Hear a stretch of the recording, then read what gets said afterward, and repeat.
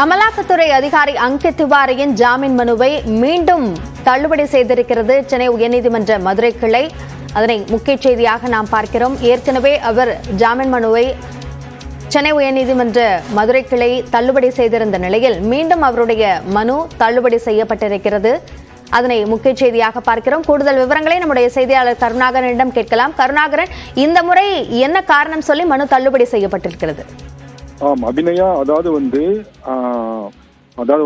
மத்திய அமலாக்கத்துறை அதிகாரி 20 லட்சம் ரூபாயை லஞ்சம் பெற்ற போது, அரசு மருத்துவரிடம் லஞ்சம் பெற்ற போது தமிழக ஊழல் தடுப்பு பிரிவால் கைது செய்யப்பட்டு தற்பொழுது சிறையில் உள்ளார் மத்திய அமலாக்கத்துறை அதிகாரி.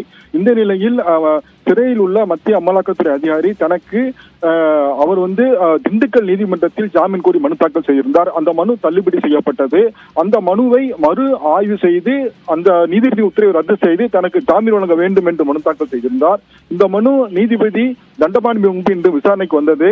அப்பொழுது நீதிபதி அப்பொழுது அரசு தரப்பு வழக்கறிஞர் கூறுகையில் இவர் உயர்நீதிமன்றத்திலும் ஜாமீன் கோரி மனு தாக்கல் செய்துள்ளார். அதே போன்று உச்ச நீதிமன்றத்திலும் மனு தாக்கல் செய்துள்ளார். மேலும் மனுதாரர் தாக்கல் செய்ய வழக்கில் உச்ச நீதிமன்றம் மாநில ஊழல் தடுப்பு பிரிவு விசாரிக்க கூடாது என்று இடைக்கால தடை விதித்துள்ளது. எனவே நாங்கள் குற்றப்பத்திரிகை தாக்கல் செய்யவில்லை. எனவே இவருக்கு ஜாமீன் வழங்கக்கூடாது, சட்டப்பூர்வமான இவருக்கு உரிமை இல்லை என்று அரசு தரப்பில் தெரிவிக்கப்பட்டது. அப்பொழுது மனுதாரர் தரப்பில் உச்ச நீதிமன்றம் 60 நாட்களும் கடந்து விட்டது, எனக்கு ஜாமீன் வழங்க வேண்டும் என்று கோரினார். அப்பொழுது குறுக்கிட்ட நீதிபதிகள் இது லஞ்சம் தொடர்பான வழக்கு, அந்த லஞ்சம் தொடர்பான வழக்கில் யார் குற்றம் செய்தாலும் எந்த அமைப்பாக இருந்தாலும் அவர்களுக்கு ஏற்றுக்கொள்ள முடியாது. மேலும் ஊழலை 0% கூட ஏற்றுக்கொள்ள முடியாது என்று உச்ச நீதிமன்றமே கூறியுள்ளது. குறிப்பாக இது போன்ற இடி மற்றும் லஞ்ச ஒழிப்புத்துறை அதிகாரிகள் லஞ்சம் வாங்குவது ஏற்றுக்கொள்ளவே முடியாது.